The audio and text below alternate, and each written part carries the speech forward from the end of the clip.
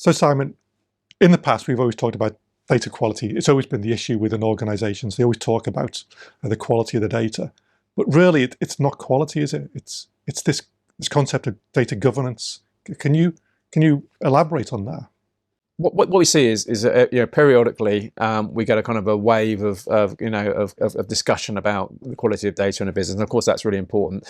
And the latest one on that is AI, right? So, but we've had it before as well for other things. Each time there's kind of a new kind of technology burst out or whatever, then we're reminded that actually the quality of your data in a business is really important and paramount to you being able to do good business. So that's a story that's been out there for a long time, and it's kind of coming up again now as well with AI. They're saying that you can't have good AI without good data. So you're now got to get your data. You've got to get your data in order, and I think to a certain extent that's correct, right? In some ways, in that yes, if you want to have good AI and you put garbage into it, then you're going to get kind of garbage out the other way, obviously, right? So that's kind of. But I think people kind of focus on the quality of the data, and I think personally, my experience of when in kind of helping people address this, because again, we worked in data governance, data quality for years, is actually whilst data quality is really important, it's more important to us as technologists or people that understand how to fix it and clean it than it is the people that are actually working with the data. And so it's always quite hard for them to get a business case together that kind of translates, oh, I've got bad data quality, okay, translate that into an investment of £250,000 or whatever, or £100,000. So it doesn't really, so governance actually doesn't move forward with that kind of narrative, and it still doesn't really mean anything either. You're not telling some people what to do really. When people say to you, better get ready for AI, start getting your data sorted out. What does that mean? It doesn't really mean much. So with our customers, we're trying to kind of be a bit more kind of we actually kind of talk about it in a different way. Okay, so as you kind of mentioned there. We talk about data governance, and one of the benefits of data governance, right? One of the offshoots, if you like, is data quality. But data quality isn't necessarily the lead into it. We say that because it sounds like it's something you should be worried about, but say people don't see it that way. You got to be kind of look at this in two different things, right? In two different ways. Governance is the verb, right? So governance is the thing you do in your business. You govern the data. So that's people and processes. But then there are the tools that support that effort. Okay, so I think again that's quite important, because when it comes to talking about technology, people talk about governance as a tool, and so when you do that, you can end up with confusion about what that really means. Okay, so I think governance is a way that an organisation operates. It's a way in which they kind of how they have things built into their day to day that enables them to kind of understand where their data is and whether it's good, bad, or indifferent. And then there's the tools that support that.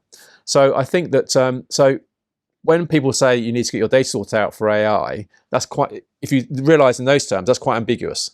So when they say that, do they mean you need to get a bunch of technology in to go and search for missing commas in sentences, or do they mean you need to get an organisation in place that kind of an organisational culture, should we say, actually, to do that? Either way, that's not really helping people get anywhere, and so both those things are too hard to deal with. So for me, what I say to people is that I think in terms of governance and data quality and all those kind of things, yeah, they're kind of linked in. But I think the most important thing that people should be doing at the moment, and they're starting to do it, but not really getting where they should be with it, and it's part of your governance kind of solution, if you like, is a good data catalog. Right, that's the start. That's the start point, and the idea of a catalog has been is taking off, right, in terms of that, and lots of organisations now do ask for catalogs, right? So are interested in doing that, but at the moment they're kind of doing it without really necessarily thinking, why am I doing this? They're doing it because they think they should. In the same way that when I first started doing data warehousing, first of all we were evangelizing, and then when we kind of got over a certain hump, and it was in the old days, it was in the Sunday Times with a certain CEO saying we've got this data warehouse that's revolutionized our business. Suddenly then we would get people saying we need a data warehouse without any, just because the CEO said, we should have one of those, get me a data warehouse. And in some ways, it's a bit the same there. So the catalog, people kind of know it's kind of a good idea. It probably is a good idea to have a catalog, but they don't really kind of know why. And so I think there's kind of a kind of a discussion to be had about that to help people understand the advantage of it. And I think as an industry, we need to move away a bit from just saying your data's, your data quality is bad. I had funny enough, yesterday we were on a presentation with a governance kind of solution, just kind of being, we're just attending that, and just looking through it. And interesting, they still had that thing, that leading with your data quality is bad. And I don't think that really kind of, that doesn't necessarily sit well. You're basically telling people that their kids are ugly. It's like its own thing, really, right? It's saying your kids are ugly, and we got something to do something about it. And most people say when you tell them you've got bad data, we get two, and you'll know this. You get one or two answers.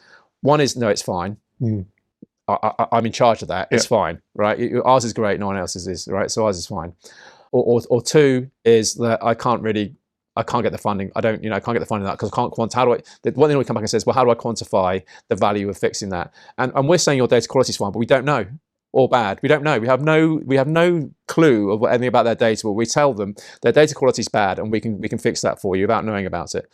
So it's like us kind of standing outside someone's house saying we can make your house look better. We're going to repaint all your walls with better colours without knowing what the house looks like at the moment inside. So that's the same thing. So the catalogue is important. And why is the catalogue important? The catalogue is at the heart, I think, of a lot of the things we've been talking about earlier today. Are around things like the fact that integration is getting more complicated and difficult to do.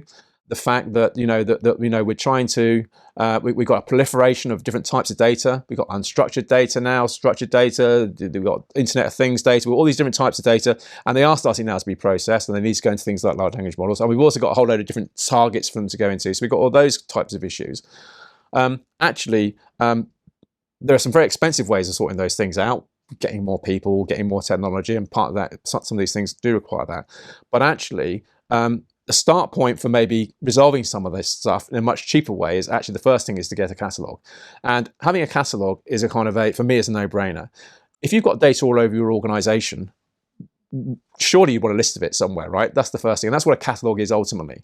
It's just a list of everything that you've got and also a description of what it is.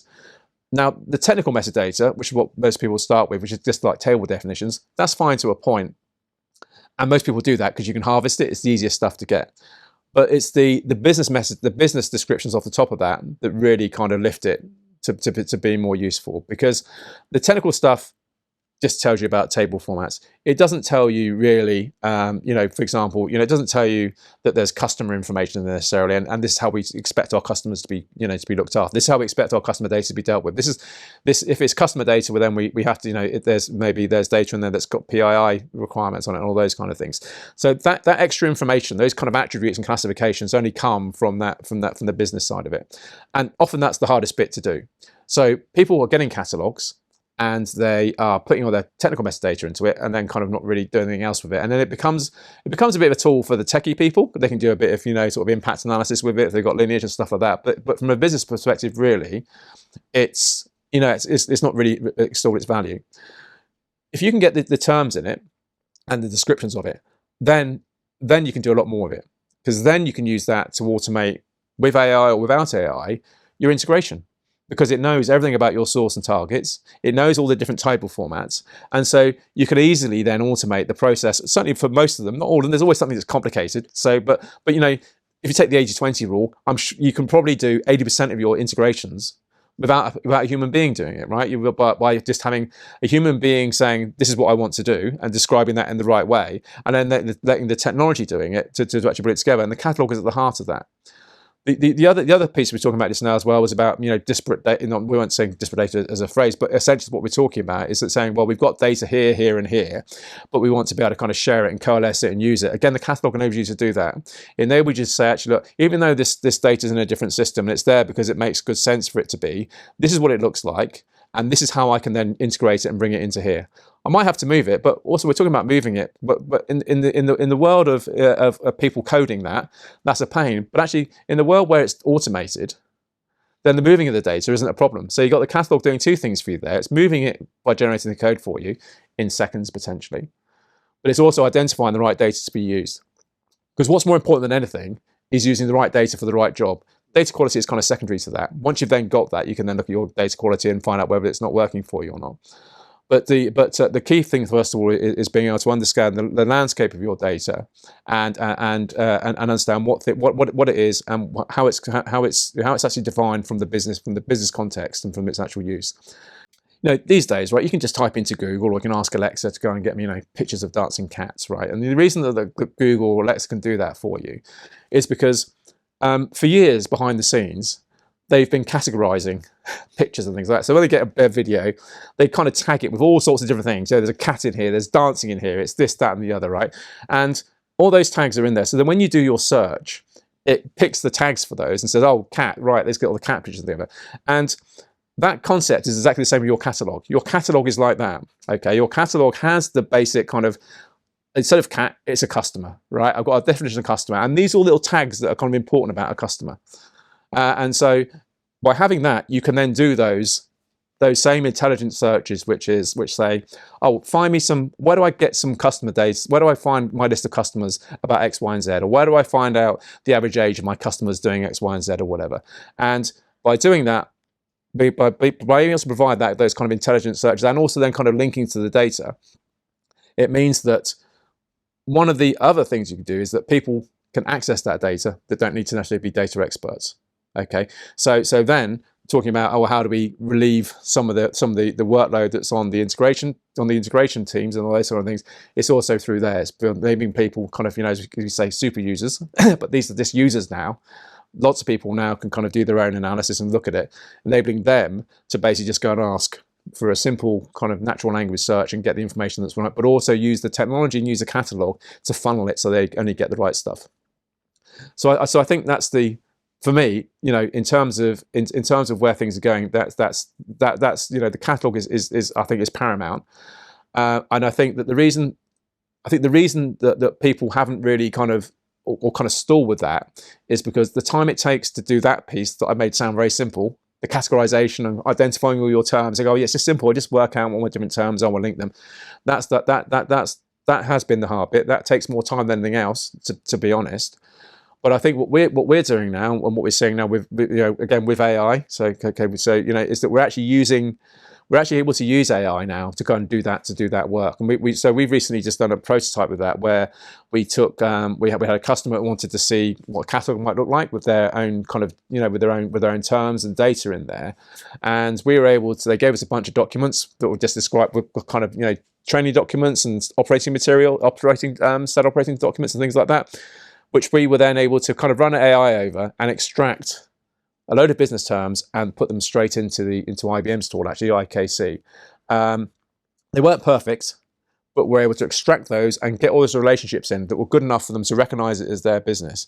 And that took a few days. Now, normally to do that, we're talking months. So we've gone from months to days to do that. So I think as kind of the AI adoption improves and as those sorts of kind of processes kind of get out there, I think companies will be able to adopt a catalog much more quickly, and will then be able to start then to use that to then actually address some of the other issues they've got around agility and the cost of actually moving data around their organization.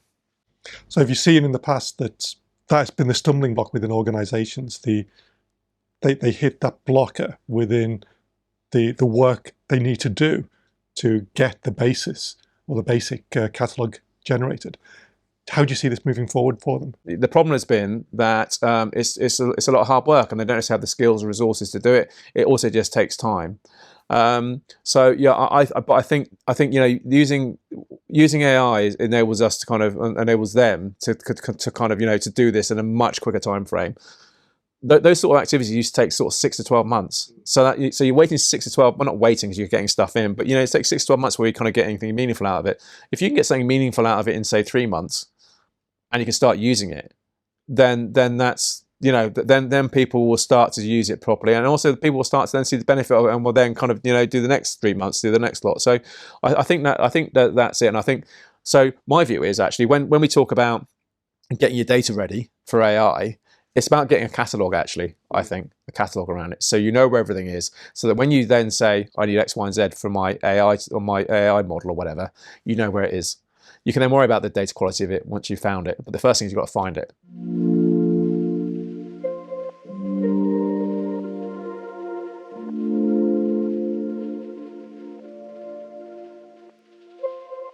you.